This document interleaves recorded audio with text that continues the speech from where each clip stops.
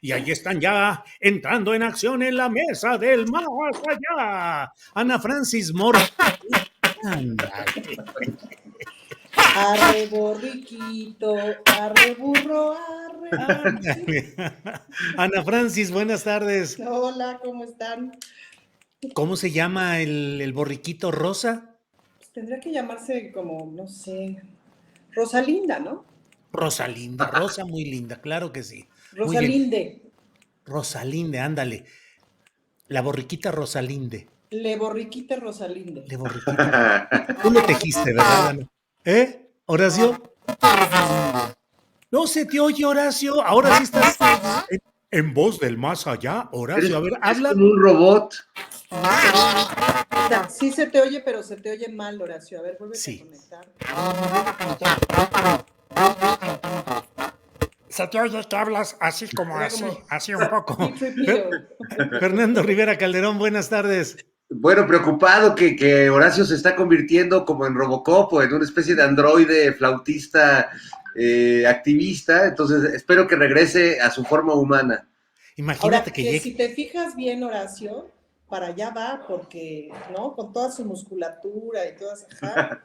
Yo La sí capa. me lo imagino viviendo 200 años y pues tendrá que ayudarse de partes robóticas algún día, Julio. Puede ser como el Terminator de los derechairos. Pero más que Terminator, bueno, le voy a decir que por Horacio. A ver, pruebo. No se te escucha. No, sí se te escucha bien. Ah, bueno. Ya Es que estabas hablando. Ya estábamos diciendo que ibas a ser el Terminator. Podría ser el Maricator. El Maricator, sí, claro. Horacio, buenas tardes. Hola a todos. Buenas tardes, ¿cómo están? Hola. Bien, pues aquí, Fernando Rivera Calderón, ¿qué se hace cuando todo el mundo está viendo el partido de Argentina contra los Países Bajos y que Brasil fue echado fuera por Croacia y todo eso? ¿Qué se hace cuando no se tiene todo el público porque está metido en otro espectáculo, Fernando? Pues es un buen momento para hacer lo que a uno le gusta, Julio. La verdad es que yo estaba en la mensa total, porque pues estaba preparando lo del guión del mamut y se me fue tenía muchas ganas de verlo, y hice cosas tan absurdas como prender mi arbolito de Navidad, que sé que tú ya pusiste el tuyo, Pillín. Sí, así es, Super Mandilón tuvo que asumir y poner el arbolito. Bueno, yo por mi compromiso con Perucho, que es un niño, aunque sea viejito, es un niño siempre, como todos los perritos, y a mí también me gusta ver luces. Entonces, prendí mi arbolito en la mañana, tuve una mañana muy tranquila, muy amorosa, y de repente recibo los mensajes de mis hijos en crisis emocional, porque Brasil fue expulsado del Mundial parece que me estaban narrando cuando Adán y Eva fueron expulsados del paraíso terrenal, estaban muy afectados, y yo me sentí muy satisfecho de haber logrado este estado de babosez cósmica en el que se me fue el partido. Yo decía, pues qué tranquila está la ciudad hoy, qué buena hora, como que el espíritu navideño está permeándolo todo, pero no, Julio, la verdad es que fue un descuido que yo hoy agradezco con mucho gusto, la verdad. Qué bueno. Ana Francis, ¿qué se hace cuando no se tiene el público deseado en un espectáculo? ¿Se sale de cualquier manera a dar la función, aunque sea con auditorio vacío? Se sale a dar la función. Mira, hay una regla muy bonita del teatro que dice, mientras los que estén en el público sean más que los que están en el escenario, la armamos. Y como de las reinas chulas, pues básicamente siempre hemos sido 4. Cositas más, cositas menos. Entonces, generalmente sí hemos dado función. Si se tiene que cancelar, si es bien gacho, se siente feo en el pechito. Y si das función para poca gente, pues a veces es rudo, pero no, sí hay que dar la función. Das digamos, una atención especializada. Bien, miren, Horacio Franco se puso ya una chamarra oscura así, tipo Terminator, ¿eh? ¿Ves? Ese es así de... Allá vamos. Allá vamos. Es que estoy en Zacatecas ahorita y hace mucho frío por acá.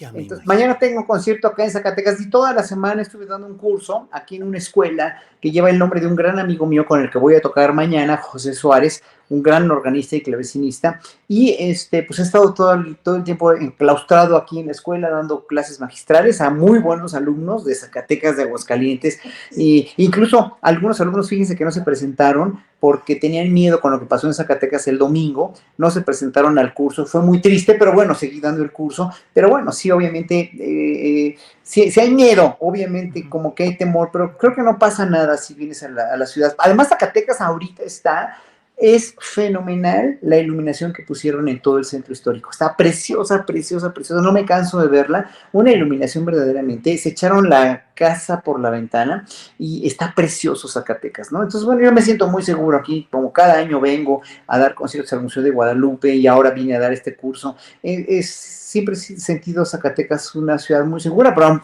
para nosotros como estamos en la capital, pero sí, obviamente en las afueras y en los municipios sí hay mucha violencia, lo cual pues sí nos la debe todavía pues los gobiernos, el estatal y el gobierno federal con eso de la violencia, que está tremendo, pero bueno, se está haciendo todo lo posible y bueno, está difícil, ¿no? Por eso me puse esta chamarra porque hace frío y aparte pues porque hay una Lourdes, no me acuerdo cómo se llama, que me dijo que yo con mis camisetitas le faltaba el respeto al público porque no seguía yo el protocolo de los periodistas, el protocolo que se tiene que seguir para los periodistas, ¿no? Para un periodista, por una gente seria y de respeto, porque como te ven, te tratan. Entonces, como te ven, te tratan, pues siempre tienes que tener, obviamente, pues el traje o la camisa de manga larga, o no sé, si eres mujer, pues el vestido y la falda a una altura decente. O aunque seas cura violador, pues tienes que tener la sotana. Si vas a violar niños, pues hazlo con el protocolo con la sotana, ¿verdad? Porque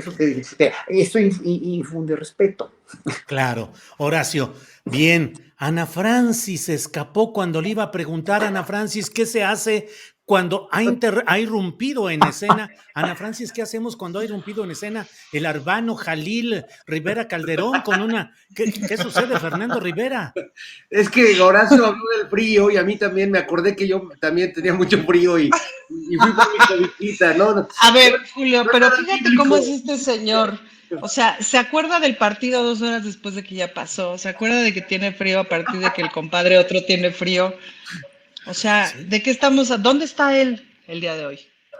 Ana Francis, ¿qué se hace cuando estás dando un espectáculo, una escena, una obra, y hay alguien en el público que se está poniendo una gorra, que está volteando para otro lado, que está chiflando, que todo? ¿Qué se hace?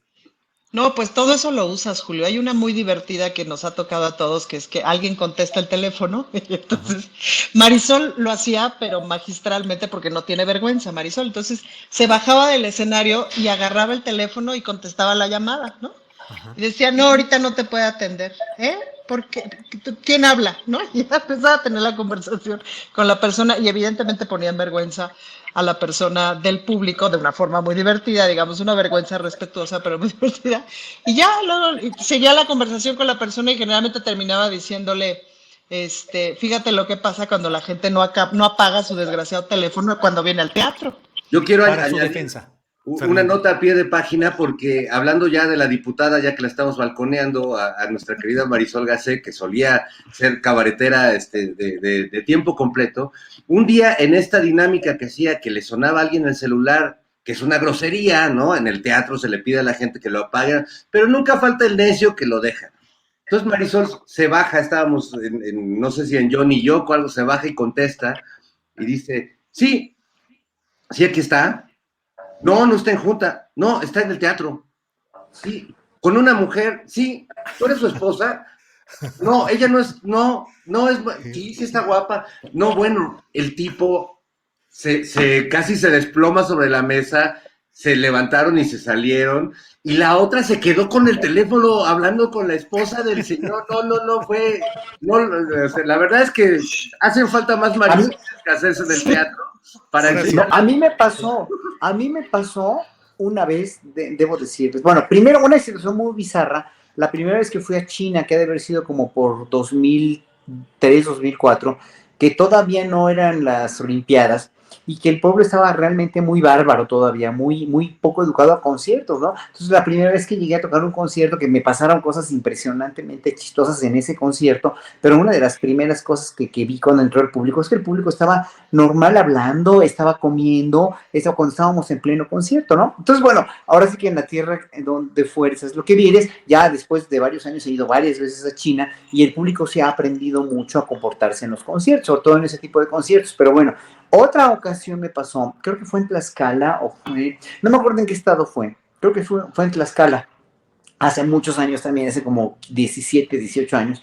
Y entonces empezamos el concierto, el contrabajista Víctor Flores y yo, y entonces estábamos empezando el concierto, el primer movimiento de una sonata de Bach, muy bonita, muy profunda, estábamos muy concentrados, y de repente le suena el teléfono a una señora y empieza a hablar y hablar y hablar y hablar y hablar y hablar, y entonces yo sí muy enojado, dejé la flauta, solté la flauta, y dije, bueno, pues cuando la señora acabe de hablar, seguimos con el concierto, ¿no? Y entonces, ¿y saben quién? Después me dijeron, híjole, qué barbaridad, qué pena, pero era la esposa del gobernador, pues me vale gorro, sea quien sea. Pues sí, justamente, imagínate. Ana Francis, ¿cómo va la política? Fíjate qué pregunta tan sencilla.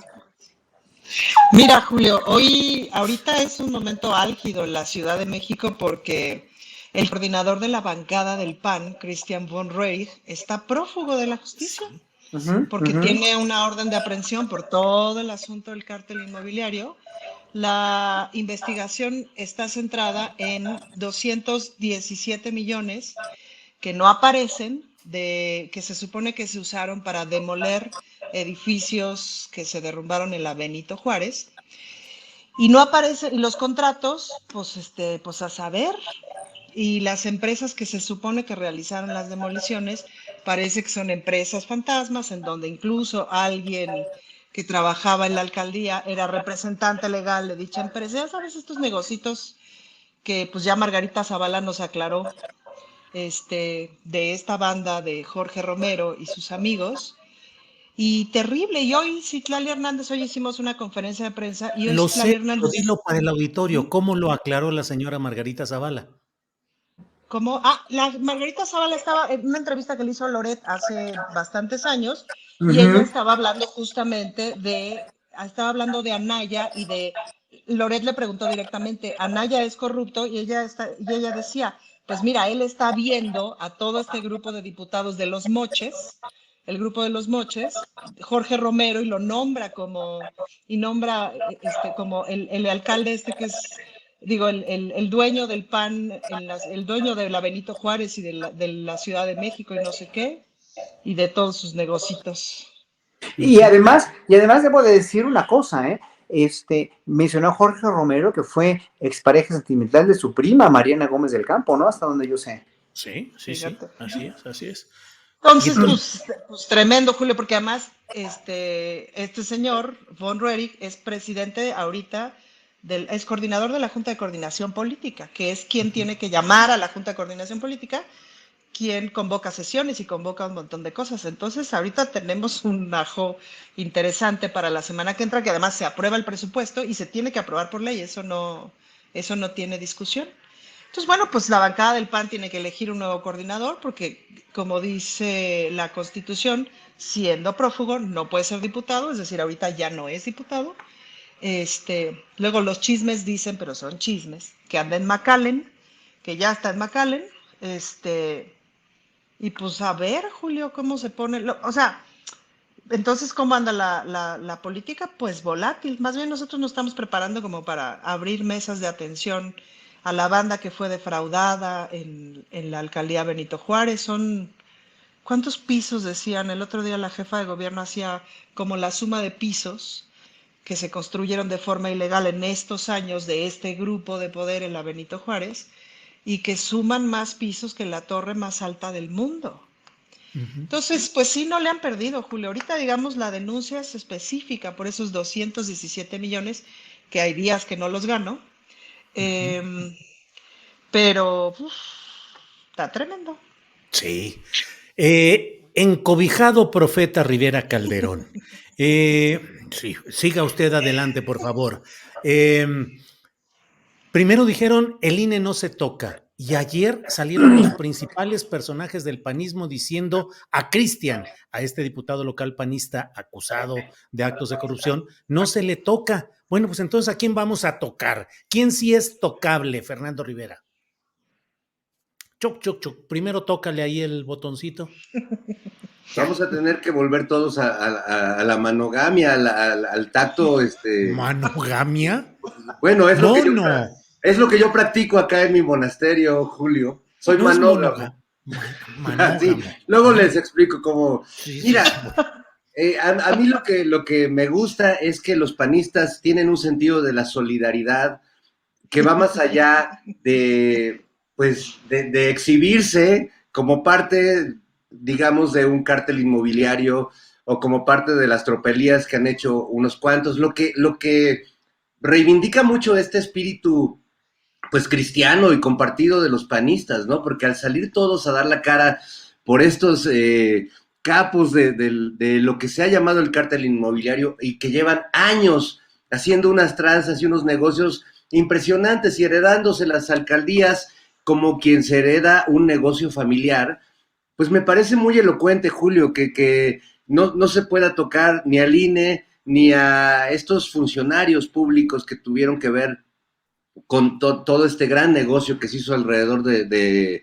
las inmobiliarias y los edificios que se construyeron en la Benito Juárez y en otras alcaldías, pues es muy revelador porque casi es una solidaridad que te autoinculpa y ninguno tuvo ningún pudor.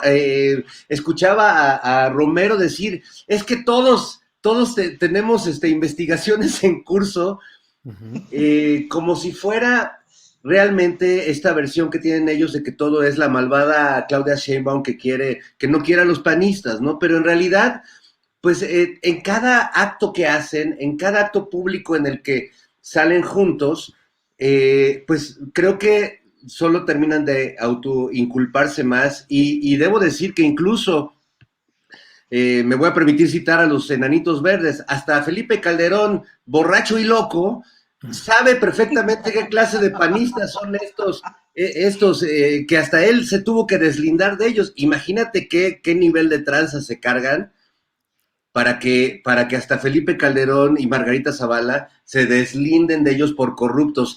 Eso ya para mí ya es una prueba demasiado grande, así como yo soy un encobijado profeta bíblico esta tarde, amigos. Así es, así es. Aquí tiene usted muchos comentarios, Fernando Rivera Calderón, de que parece usted árabe, que parece palestino, pero no es sino un profeta encobijado. Pero Muy de todas bien. formas aprovecho para decir, Palestina libre, compañeros. Híjole, por menos que eso nos andan clausurando el canal, ¿verdad, Ana Francis y Horacio? Está bien, adelante, que viva Palestina libre. Horacio Franco, el presidente de la República con frecuencia dice, aparte de los señalamientos que le hace a sus adversarios políticos, dice que son muy hipócritas. ¿Cómo ves hipocresía, justicia, persecución política, la que están sufriendo estos panistas en el tema de la Ciudad de México, específicamente en el caso de este personaje de nombre Cristian, pero en general quienes vivimos o hemos vivido, quienes conocemos la Benito Juárez, pues hemos visto el montonal de edificios, de construcciones, de permisos irregulares y siempre bajo la versión de que todos son moches en efectivo o en especie. Durante la administración de Miguel Mancera, que llegó a nombre del PRD, aunque muy distante de los ideales planteados por ese partido o por cualquier partido, creo que estaría muy distante Mancera en ese sentido, también hubo una constante práctica de esos cárteles inmobiliarios. ¿Cuánta es la hipocresía y qué es lo que hay que hacer en estos casos, Horacio? No, es que ellos van a decir que confundieron los moches con mochos, entonces lo vieron con buenos ojos. Hay que tener cuidado con eso. Somos muchos. Son muchos y son muchos, y aparte, no son tantos ya, por fortuna, pero sí son muy hipócritas. O sea, el hecho de no reconocer los errores del pasado el hecho de no reconocer que viven en una gran mentira, porque son mentiras sustentadas por nada, o sea, no pueden sustentar, ni su mentira son capaces de sustentar, pues, ¿no? Yo ayer dije en una entrevista que me hicieron que realmente ya para la derecha, ¿no? Antes era Andrés Manuel un peligro para México y hoy para la derecha el pueblo de México es un peligro para México, ¿no? Entonces, finalmente sí, obviamente ellos están en una burbuja, en una cápsula de una idiosincrasia total y absolutamente irreal, absolutamente mentirosa. Entonces, por eso son hipócritas, porque se mienten a ellos mismos, no tienen sustento para su absoluta verdad que ellos dicen tener y que finalmente lo que hacen es dar patadas de ahogado, porque realmente sí, como dijo hoy Andrés Manuel en la conferencia de prensa, porque la sigo oyendo, aunque tengo mucho trabajo, te la sigo escuchando en cuanto puedo siempre, no es una polarización, es una pluralización, es una politización del pueblo mexicano. Entonces, el 73% de aprobación de Andrés Manuel sirve simplemente para que ellos traten de hacer más y más patadas de ahogado, más y más con esto. Obviamente ahí tienen el argumento que dicen que es una persecución política, cuando ellos no se dieron cuenta que hicieron tantas persecuciones políticas en tiempos de Andrés Manuel a la izquierda y desde antes, desde el mismo Fox, que fue paralelo a Andrés Manuel, pero desde la misma derecha, aunque se llame PRI, aunque se llame PAN, siempre hicieron persecuciones políticas a cuanto individuo pudieron. Entonces, ellos ahora se dan baños de pureza cuando finalmente no, toda la cola que les pisen, que ya les llegó hasta, ahora sí que les llegó hasta las nalgas, la cola ya se las pisaron todas. Entonces, se están defendiendo como puedan y dando esos madrazos de hipocresía. Ahora, toda la cuestión de que la derecha quiere y sacó este hashtag de tú sigues AMLO, pues obviamente demuestra y denota toda pues sí, la desesperación en la que están. Y claro, un asunto como el de von Röhrig es muy difícil no sacarlo a la luz porque están evidentemente desde hace sexenios enteros los cochupos y las tranzas que hicieron los panistas en la delegación o en la alcaldía de Benito Juárez. Y ahí, obviamente, pues sí van a tener que, y desde Mancera, como tú bien lo dijiste, y desde antes con la venia de los gobiernos perredistas o panistas o priistas, es que siempre ha sido así, la idiosincrasia de los gobiernos fue la tranza y fue la corrupción y ahora que lo que están tratando de hacer es erradicar esta corrupción que ya se volvió endémica en muchos sectores del pueblo mexicano, pues obviamente les duele muchísimo y dan patadas de ahogado. No van a convencer a nadie, obviamente que hagan lo que hagan y digan lo que digan, pues ojalá que la muy acertada Fiscalía con Ernestina Godoy siga en verdad haciendo lo que tiene que hacer, a diferencia de la otra, que este señor nunca va a hacer nada, el Tortuguerz, como tú le dices, Julio, pero finalmente pues no nos queda otra más que echarle porras a la fiscal y ojalá que se haga justicia. Gracias, Horacio. Ana Francis, esa etiqueta en Twitter, en las redes sociales de Sigues tú, AMLO, sintetiza y expresa la pretensión de sectores de derecha en México que quieren comparar la situación de Perú con la de México. La Jornada publicó ayer, si no me equivoco, un espléndido editorial titulado Perú, ¿quién dio golpe de Estado? En el cual, en este editorial, pues se reconocen los errores, los problemas operativos del presidente depuesto Pedro Castillo de Perú, pero se señala toda la serie de circunstancias de ingobernabilidad, de presión permanente contra el personaje de origen popular que llegó al poder en Perú. Entonces, sí, puede haber errores, puede haber procesos equívocos, sancionables, pero en realidad, ¿quién da un golpe de Estado en estas condiciones? Justamente esos poderes desplazados y confabulados, según lo que se expresa aquí. Te pregunto, Ana Francis, a mí me parece que la diferencia fundamental, y así lo dije en estos días, es el oficio y el control políticos del presidente López Obrador en México, el apoyo popular y la mañanera. Creo que son elementos que distinguen mucho de otros procesos en otros países que están implicando intento de deterioro o de posición de poner a algunos gobernantes de origen popular. ¿Cómo vas viendo ese tema Perú, México y el golpismo encubierto, subrepticio, larvario que pudiera haber, Ana Francis? Pues yo vería como dos vías de construcción. Por un lado, la construcción que ha hecho el presidente Andrés Manuel me parece que vio con mucho detenimiento y con mucho cuidado lo que le pasó a Lula, lo que le pasó a Dilma, el proceso argentino, el proceso chileno, el proceso uruguayo, el proceso de Ecuador, que ha estado terrible también, y que justamente ha solventado por medio de unas otras estrategias. Si te fijas bien, Julio, el presidente desde el día 1 comenzó un proceso de conversación constante, convencimiento y jalar para su lado con las Fuerzas Armadas. Y eso es fundamental. Las Fuerzas Armadas, si bien desde mi perspectiva siempre han tenido una disciplina de obediencia al comandante supremo, sea quien sea, eh, es cierto que han sido reconocidas en muchas otras cosas que nunca habían sido reconocidas por parte de este presidente. Y han sido reconocidas pues para construir obra pública, para ayudar a la gente en muchísimas cosas, pues para manejar sectores clave, de pronto como un aeropuerto o de pronto como un Tren Maya. ¿Y por qué digo sectores clave?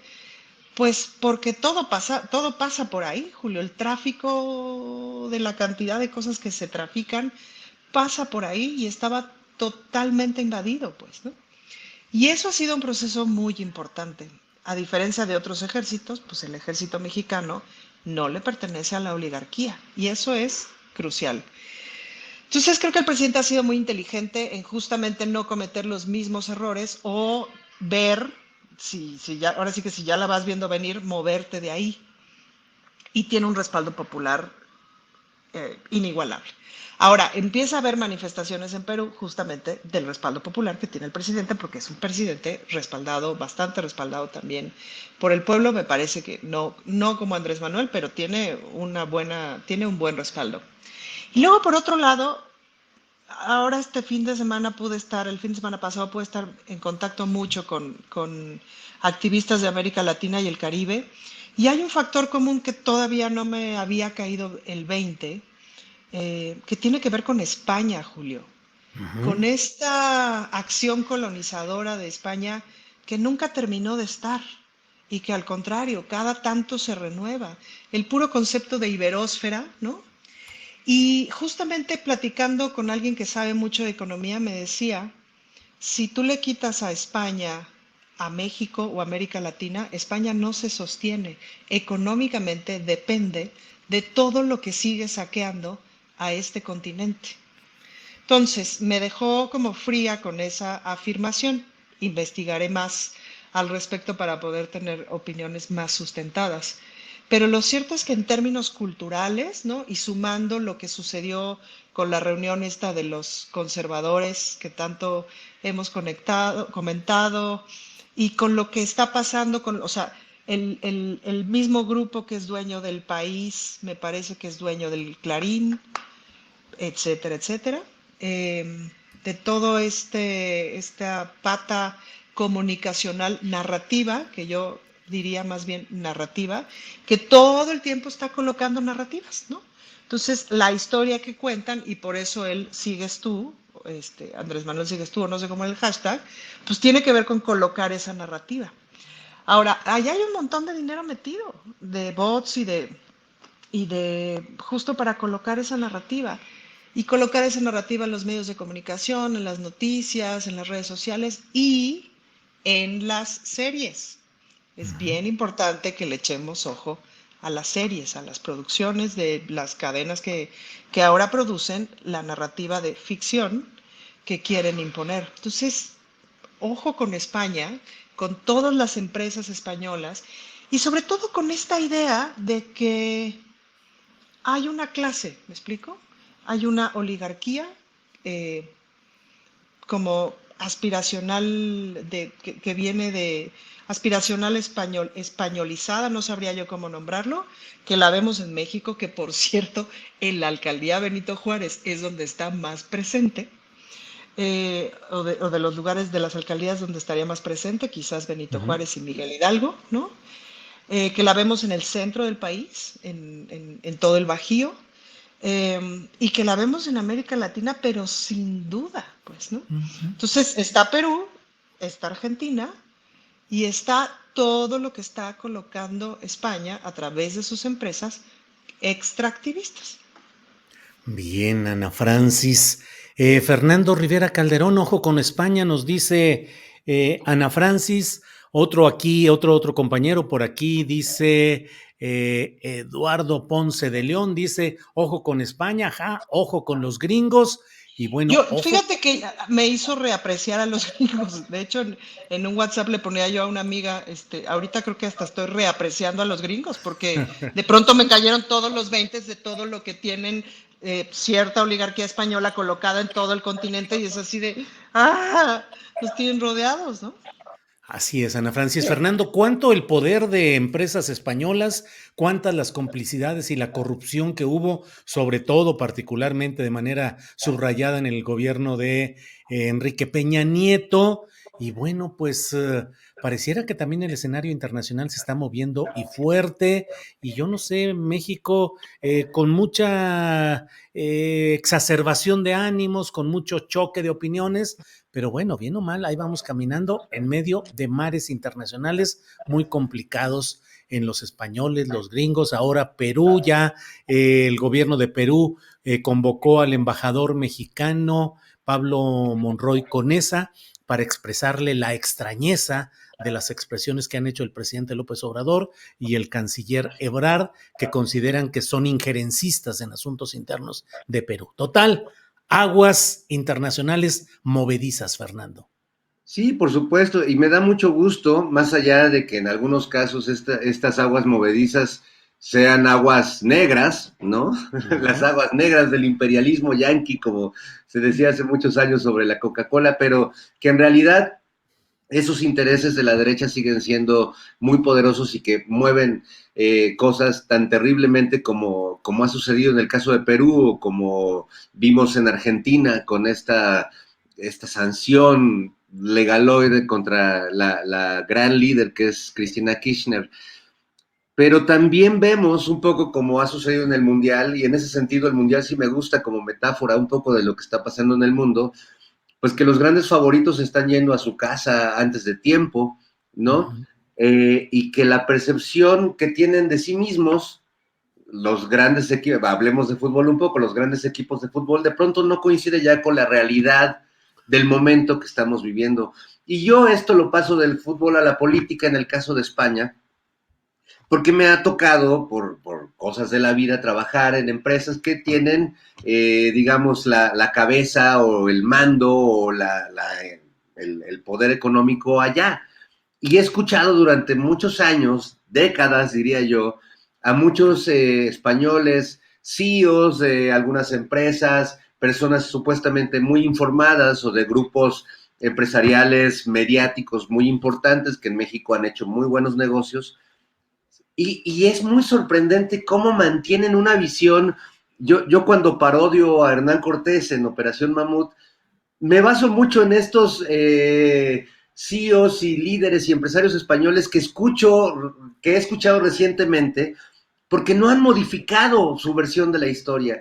Y aunque España en este momento no sirve para ponerse de ejemplo de nada, en términos económicos, en términos sociales y políticos, o sea, no, muchas cosas no les han salido bien, pues llegan aquí como a decir, pobres mexicanos, es que ellos no entienden su realidad, pero nosotros sí, y nosotros sabemos hacer negocios con ellos, entonces me parece que sufren, y sobre todo sufren en estos últimos años de este gobierno, en el que se han enfrentado a una realidad que no coincide en absoluto con la percepción que ellos tienen de nosotros como pueblo mexicano, del país como un lugar que les pertenecía, si ya no como colonia, sí económicamente en muchos sentidos, y que bueno, creo que esos lazos económicos gandallas que se establecieron, pues no hemos terminado de soltarlos.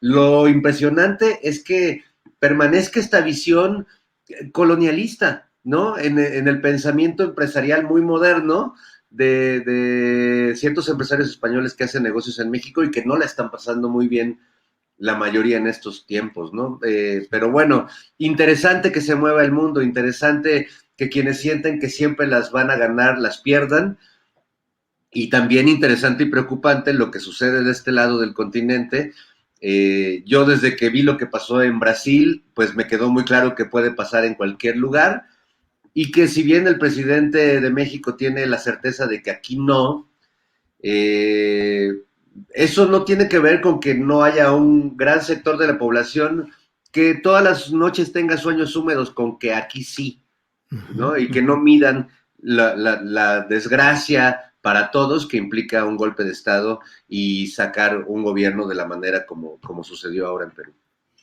Bien, Fernando.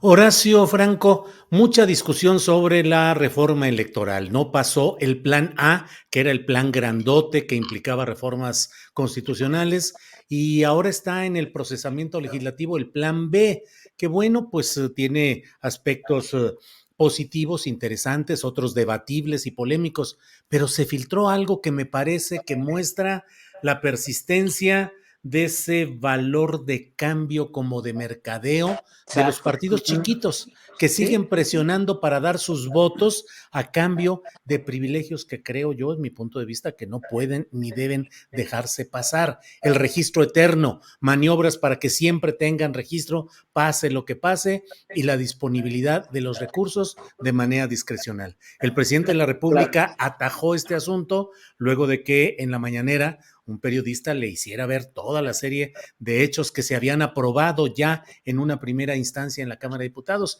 y dijo que en dado caso él enviaría una iniciativa correctiva. Pero ya todo se está expresando la voluntad política de cambio ahí, pero siguen los partidos chiquitos presionando, chantajeando en la mercadotecnia, en el mercadeo para seguir adelante. ¿Qué opinas de eso, Horacio? Mira, yo los catalogaría generalizando como rémoras, pero han ayudado a la cuarta transformación, como el PT, obviamente no lo vamos a negar, que sigue siendo un partido de izquierda, el verde, que ni es partido ni es verde, que ha sido rémora de muchos otros, ¿no? Pues es muy cuestionable. El PT, obviamente que ya no existe, digo, ¿cómo se llama el otro? El El PES, que ya, PES, el encuentro. que ya existe. Pero bueno, todos esos partidos chiquitos, pues van a tener que integrarse ya a un partido más grande para que sea una cuestión ya bipartidista y no se pierdan tantos recursos en partidos chiquitos, ¿no? Bipartidista o hasta tripartidista, pero de 3 partidos grandes o de 2 partidos grandes, ¿no? En ese sentido. Podría quedarse PRI, PAN, Morena, obviamente, ¿no? Bueno, y lo que queda del PRI y lo que se va a desintegrar el PAN, porque el PAN va a una desintegración ya tremenda. Los panistas sensibles y de veras realistas van a dejar las filas del PAN, pero el problema es que tiene que haber una fuerza de oposición congruente, ¿no? PRI-PAN o PRI-PAN, el PRD, pues ya también no queda nada de ese pobre partido, además están más desprestigiados todavía que el PAN y que el PRI, porque el PAN y el PRI siempre los consideramos haber sido unos rateros, unos manipuladores de la verdad, unos represores y eso, y el PRD pues nació con otros ideales, claro, al quedarse los chuchos, al quedarse esta corriente con el PRD y haberse adueñado de un partido que ya no tiene nada que ver con los ideales originales de un partido de izquierda, pues sí, obviamente ya, bueno, y luego Movimiento Ciudadano, que es otra fuerza también muy mezclada y muy convenenciera igual, ¿no?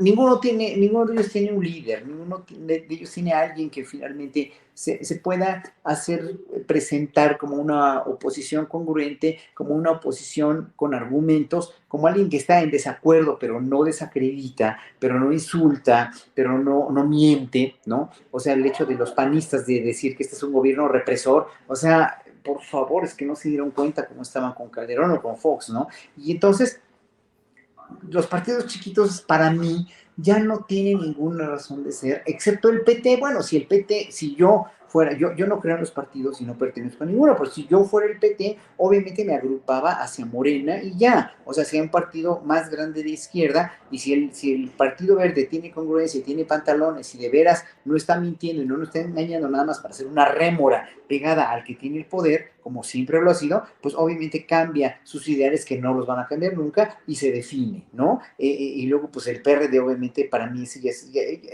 el más cínico de todos, el más incongruente por esa decepción tan grande de haber sido nacido como un partido de izquierda y hoy es un partido de derecha anodino además y con un líder como este señor Jesús Zambrano, que en verdad es realmente una abominación política y se enoja de todo y no no tiene argumentos tampoco, ¿no? No tienen argumentos, ese es el problema, ¿no? Entonces, yo para mí lo de los partidos, y qué bueno que enmendó hoy el secretario de Gobernación en la mañanera esto de que se va a revisar, porque esto no es lo que propuso el presidente, claro, ahí hubo también un madruguetito de los partidos chiquitos que no quieren dejar de existir y no quieren no quieren soltar, ¿no? El problema de no querer soltar es que si no quieres soltar porque no te conviene, porque finalmente no vas a perder privilegios y prebendas económicas y todo, pero lo que último que te importa, como creo que lo último que le importa al Partido Verde, por ejemplo, o al PRD, es el país,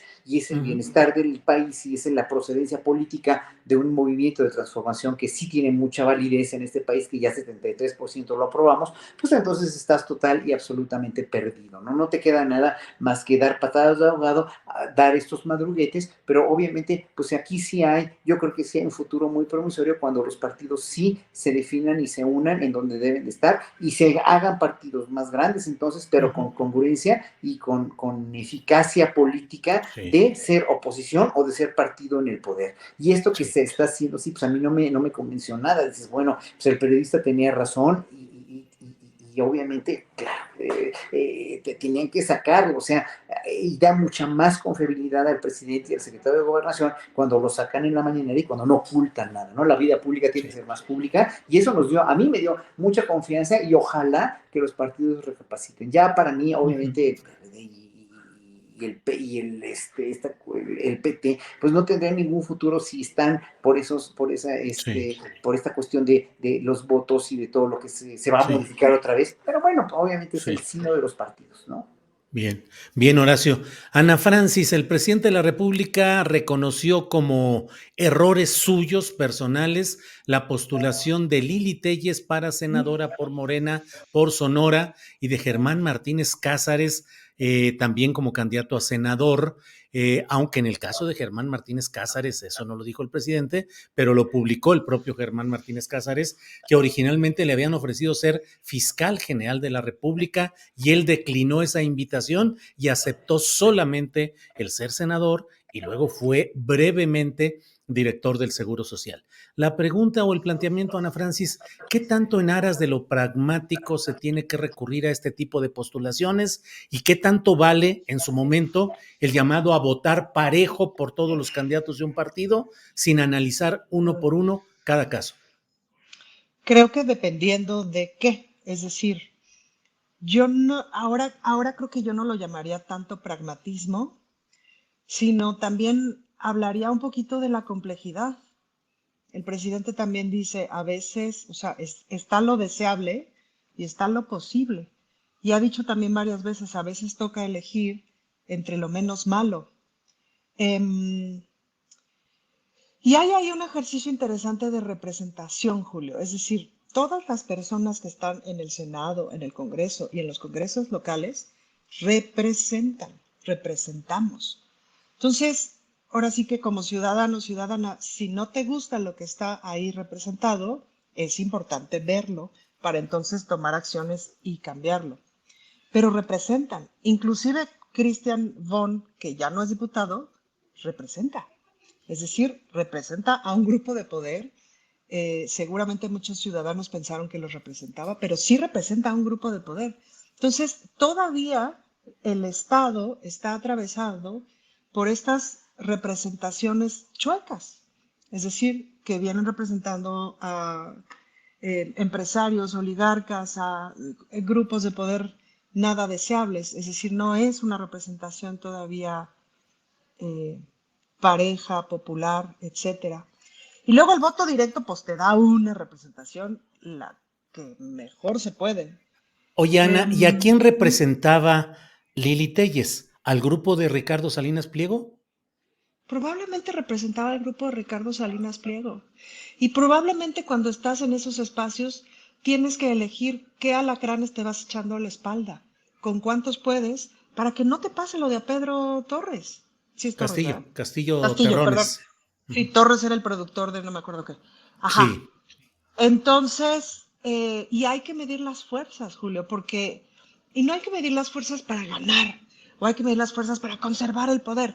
No, hay que unir las fuerzas para que un proyecto avance. Si tú te fijas, el presidente empezó muy mesurado el sexenio, muy, ajá, y muy, sí, pero no tanto, pero no sé qué, y se ha ido poniendo radical en un montón de posturas, de avances, de propuestas, etcétera, pues porque ha ido agarrando los pelos de la burra.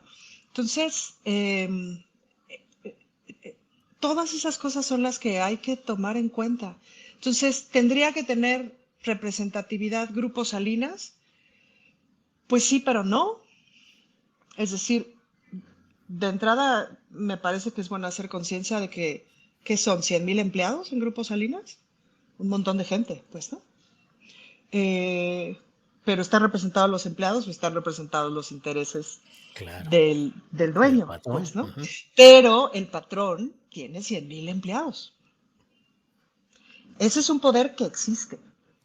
Pero es Que podrán recurrir al estar o voto no, corporativo. no lo sé. Lo que creo es que no son decisiones sencillas. Y también lo que creo es que les creció el chamaco. Es decir, a Morena literal, y te lo dice todo el mundo, les creció el chamaco. Y han contado todo el mundo anécdotas de nadie quería ser candidato, nadie quería ser, ¿no? Entonces, si era así de, espérense, vamos a, ¿no? Juntemos banda. Ahorita me parece que ya, pues ya es mucho más robusto el partido. O sea, fue muy sorpresivo como el tamaño de triunfo, pues, ¿no? Ujú. Entonces, pues sí, y también hay cagadones, Julio. O sea, pues hay Sí, sí, el propio cagadones. presidente dice todos cometemos errores, Pues sí. no hay ahí ninguna otra Y postura. también, y también, o sea, es muy sencillo, Julio, la verdad. No es difícil. Creo que alguna vez yo les conté, o sea, cuando yo empecé de diputada, yo, ojo, yo soy diputadita de local, ¿me explico? O sea, pues la cantidad de empresarios que me vinieron a ver por si se me ofrecía algo. Es fácil, pues, ¿no? Es fácil o sea, es fácil que se te mueva la estructura. Afortunadamente ya estoy grande y toda mi vida, pues he hecho lo que hago y la que soy y duermo en paz y entonces, pues para mí sería mucho más fácil caer en esas cosas, o sea, sería mucho más difícil caer en esas cosas porque entonces no dormiría en paz y ya no puedo ser esa persona que no duerme en paz, pues, ¿no? Ujú, Pero, pues, luego, si no estás tan ujú. clara en tus convicciones y eso, Claro, claro. Bien, Ana Francis. Fernando Rivera, ¿qué pensar cuando un personaje como Germán Martínez, que fue del círculo íntimo de Felipe Calderón, que era un hombre burlón, que utilizaba su sapiencia jurídica, su posición política, para burlarse de quienes denunciaban el fraude electoral de Felipe Calderón, presidente nacional del PAN luego? Eh, ¿Qué pensar cuando es invitado a fiscal general de la República? Que bueno, alguien decía, bueno, pues con Gers Manero tampoco es que nos haya ido demasiado bien, pero bueno, imagínate que podría haber quedado Germán Martínez de fiscal general de la República con una duración transeccional. ¿Cómo se dan esos acomodos? ¿Para qué? ¿Para qué se busca? Para darle al votante la idea de que se está haciendo plural y se está incorporando incluso a los muy distantes.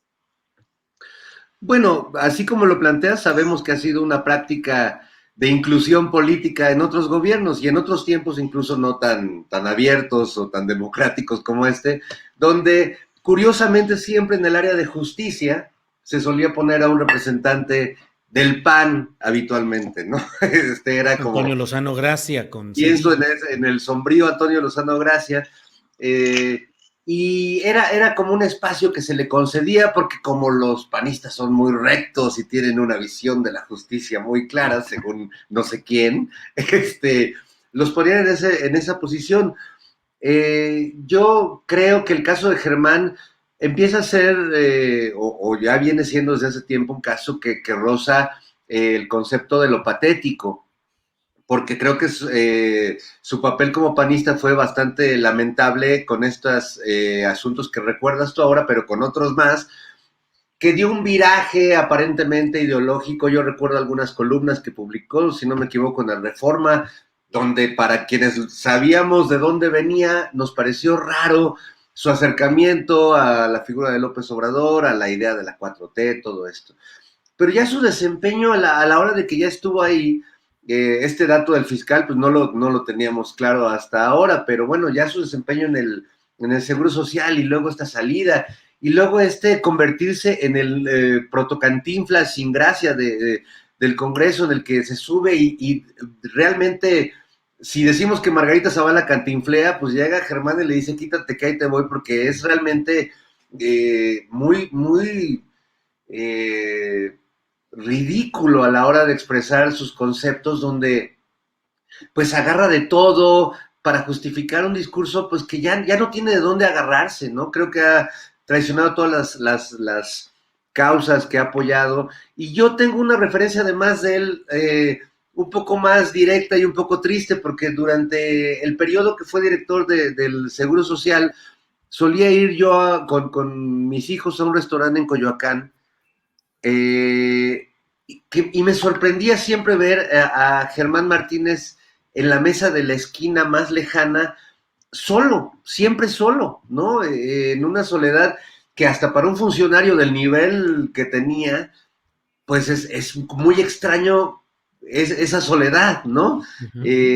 Y no fue una, no fueron dos, fueron varias veces que lo encontré en esa situación, y me generaba una reflexión un poco extraña sobre pues un personaje que tiene una función pública tan importante y con tanta conexión con la gente como es dirigir el Seguro Social, que viviera en ese radical aislamiento, ¿no? Entonces me parece pues realmente patético su papel político, y nada más quisiera yo agregar a lo que decía Ana, que a mí la verdad es que sí me sorprende que el presidente reconozca un error en público. Sí. No es muy dado hacerlo. Sí. Yo la verdad llevaba mucho tiempo de no, y menos si se trata de concederle algo a sus críticos, ¿no? Porque sabe el peso político que tiene reconocer un error en público y además concederle a quienes lo critican. Así que en este caso a mí sí me llamó mucho la atención. No es lo más común en el presidente. Se puede disculpar de cosas que se hicieron en otros gobiernos, se puede disculpar de cuestiones históricas, o de tirar aceite, como él dice, y presumir que es un presidente muy bien calificado, pero de decisiones políticas no se suele disculpar. Me llamó mucho la atención, y además creo que hasta para disculparse o para reconocer los errores, pues hay que saber asumir las cosas, ¿no? Sí. Me resuena mucho este discurso de madrugada del expresidente de Perú, Pedro Castillo, leyendo el documento en el que disolvía el Congreso, y seguramente todos lo notaron, cómo le temblaban las manos. Y para mí esa señal fue la señal contundente de su caída, porque esas señales son muy poderosas, y creo que nuestro presidente es el más consciente de esos signos, de esas señales políticas que pueden hacer caer a un gobierno incluso, ¿no? Fernando, gracias. Horacio Franco, nos quedan 3 minutitos antes de despedir Canal 22 para un postrecito. 3 minutitos, Horacio. Bueno, resumo rápidamente lo que quiero decir. Primero que nada, lo del presidente del Perú comparado con Andrés Manuel. Andrés Manuel es como un atlas que está sosteniendo así con los dos brazos totalmente y no deja caer en realidad a México por esa gobernabilidad que tiene gracias a no nada más su popularidad, no nada más a que despectivamente, como dice la derecha, nos hace pendejos a todos los que creemos en él, sino porque en verdad está haciendo cosas muy, pero muy provechosas para este país, para llevarlo a una transformación. Entonces, hay algo que quiero agregar a lo que dijo Ana Francis, que es el colmillo político y toda la carrera de tantos años tan largos que Andrés Manuel se propició a él mismo y a su entorno, por todos los pueblos que visitó, por todo lo que gobernó como jefe de gobierno en la Ciudad de México, por todas las presidencias perdidas o robadas en los sexenios anteriores. Por todo eso hacen a Andrés Manuel como un titán de la política finalmente, y es indestructible en ese sentido como Pedro Castillo. Pedro Castillo le faltaba muchísimo colmillo, le faltaba muchísima, de veras muchísima experiencia en la política, y se descuidó de todos los flancos, y ese fue el gran problema. Quería también hablar un poco, que me pidió el público que habláramos sobre la corrupción del fútbol. Bueno, yo como no soy futbolero, ni nunca en mi vida he visto un partido, ni me interesa nada, pero sí me interesó mucho lo que Amir Ibrahim expone hoy, y precisamente estamos viendo que hasta la voz de la grabación, que pues se parece al del Gober Precioso con Kamel Nasif, me acuerdo de la voz igual, esa esas voces, no el tono de voz, sino el tono prepotente y grosero y despectivo de voz de esta gente a la cual se le debe dinero o a la cual se le hace un favor político o lo que sea. Me recordó también a los videos los audios de Alito que sacó la de Sansores, que estemos de acuerdo o no, que los hayan sacado o como los hayan hecho, finalmente demuestra un desprecio enorme, también como Lorenzo Córdoba a los indígenas, un desprecio enorme al mundo, pues, ¿no? Y esa prepotencia de esta gente se nota en su tono de hablar y es horrible como en verdad, y que eso es lo más horrible del fútbol en México, como todos los talentos mexicanos, y eso pasa en la música, pasa en la ópera, pasa en el teatro, pasa en el cine, talentos tan maravillosos que desde hace decenios, desde hace más, incluso siglos, se pudieron haber aprovechado para hacer en México un país potencia mundial en deporte, potencia mundial en música, potencia mundial en todo lo que fuera, lo que no fuera así tan demasiado apoyado por el gobierno, como fue el muralismo en tiempos de Rivera, por ejemplo, ¿no? Pero todo lo que en verdad han dejado de apoyar por esa corrupción y por ese ideal único que existe, que es el poder que da el dinero y el dinero que da el poder, finalmente verdaderamente nos deja boquiabiertos, que pasa también en todas las áreas de deportes, artes y hasta las ciencias, donde finalmente somos víctimas de nosotros mismos y de haber dejado que nos mal gobernaran, que nos mal administraran y que en verdad nos hicieran cachito como país, nos hicieran pedazos como país. Muy triste. Con eso quiero concluir y pues ese es mi concierto. Bueno, mi concierto, los invito mañana al concierto aquí en Zacatecas, que no puse el póster, no mandé por falta de tiempo de que tantas clases he tenido que dar, pero es mañana a las 12 aquí en la Escuela José Suárez. Está en mi Facebook, está en mi Twitter, lo pueden tuitear y la entrada es libre. Muy bien, muy bien. Horacio, gracias. Estamos en el tiempo exacto. 2 más 2 que estamos aquí para el canal 22. Adiós, canal 22. Gracias. Bueno, pues seguimos. Perdón, Horacio, pero luego están esos tiempos. Ana Francis Moore, postrecito. Postrecito, Julio. Yo quiero agradecer mucho a Daniel Robles porque siempre nos pone a pensar en cosas que no pensaríamos. Y me acordé de una vez que asistí a un curso alrededor de reflexionar sobre los derechos sexuales y como las fronteras de la sexualidad. Mi feminismo siempre ha sido muy desde el cuerpo. Y fue en Brighton University. Y justo de las cosas que por primera vez me pusieron a pensar ahí era en el ejercicio de la sexualidad de las personas discapacitadas. Y hablaban justamente de este concepto de la asistencia sexual. Y me acuerdo que yo me quedé así de, ¿qué? Pues claro, pues, ¿no? Y hablaban justamente, ponían ejemplos de ciertos lugares, seguramente en Holanda o con los escandinavos, en donde ya existía esta profesión similar al trabajo sexual, o paralela al trabajo sexual o como una de las patitas del trabajo sexual, de asistencia sexual para personas con discapacidad que la necesitaran. Y me pareció como, lo que realmente me pareció importante de entender eso es que entendamos que la sexualidad en las personas existe desde que venimos al mundo hasta que nos morimos, en todas las personas, en todas nuestras versiones. Y que de repente quitarle a una persona esa parte, decidir colectivamente que esa persona no tiene sexualidad, pues es una falta tremenda a sus derechos. Así que creo que voy a analizar una propuesta de ley en la Ciudad de México. Bueno, de entrada me voy a enterar si no existe, sobre, pues sí, la asistencia sexual como un derecho en la salud. Voy a ver cómo, ¿no? Pero es interesante pensar en esas cosas y pensar cómo podemos transitar la vida con una convicción total de inclusión. Y cierro con este ejemplo. Una vez en Katmandú, en un congreso que fuimos las Reinas Chulas a dar función con la banda de las Recodas, y la tercera parte de la población del congreso eran personas discapacitadas. Ese era uno de los temas. Feminismo, trabajo sexual y discapacidad y sus intersecciones. Y entonces, estábamos haciendo el show, como, ¿no? Porque siempre que llegas a un lugar dices a ver qué ajustes tiene que tener el show, y además en inglés, lo cual nos costaba trabajo.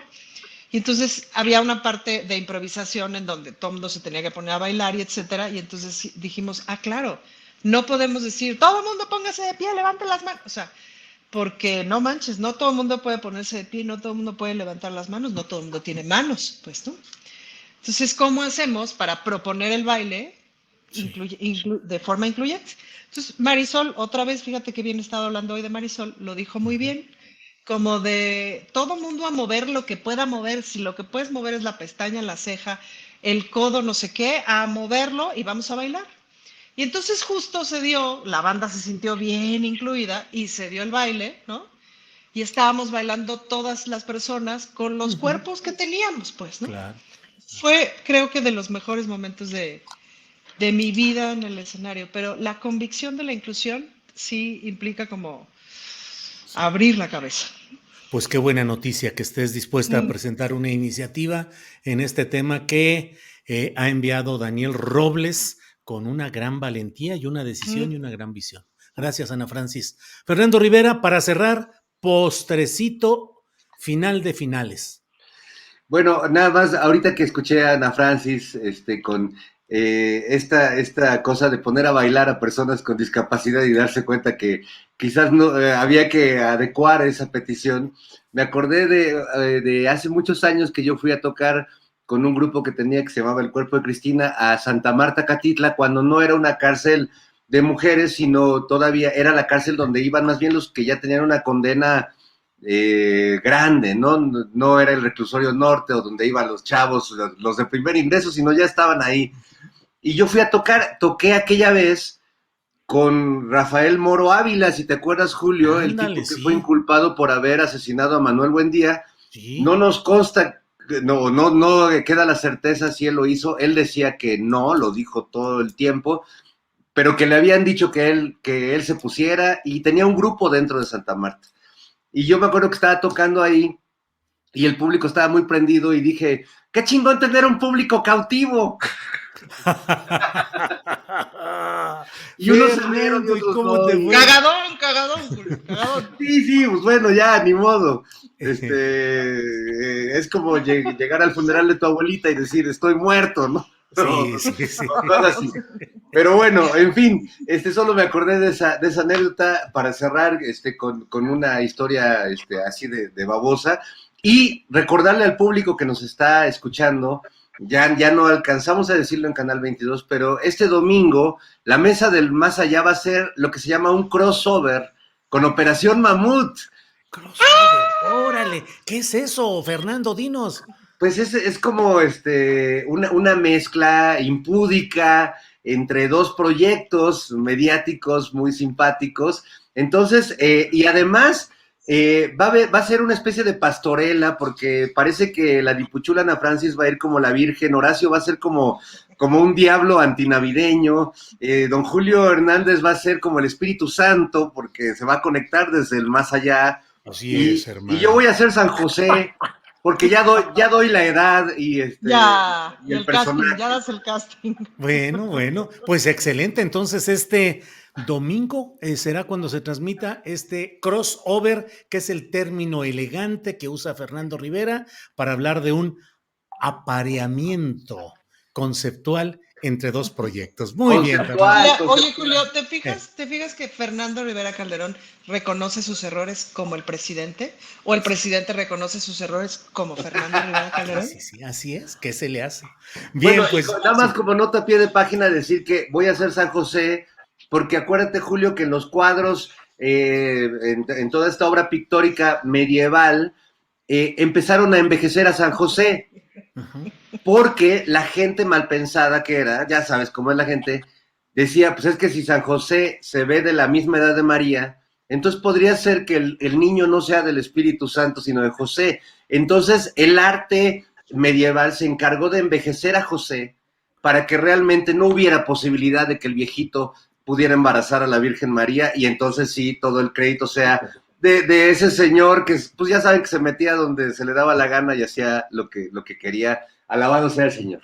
Jesús mil veces, Ana Francis y Horacio, lo que tiene uno que escuchar aquí, estas herejías y este tipo de pensamientos, pero Y tú podéis ir desde en paz. Zapopan, Julio, y tú Sí, desde sí, Zapopan. calla, aquí vienen. Cállate. Pero bueno, podéis ir en paz, la mesa del más allá ha terminado. Eso. Gracias, Horacio, gracias, Ana, Gracias a todos, Fernando. abrazo a Hasta todos. pronto. Adiós. Adiós.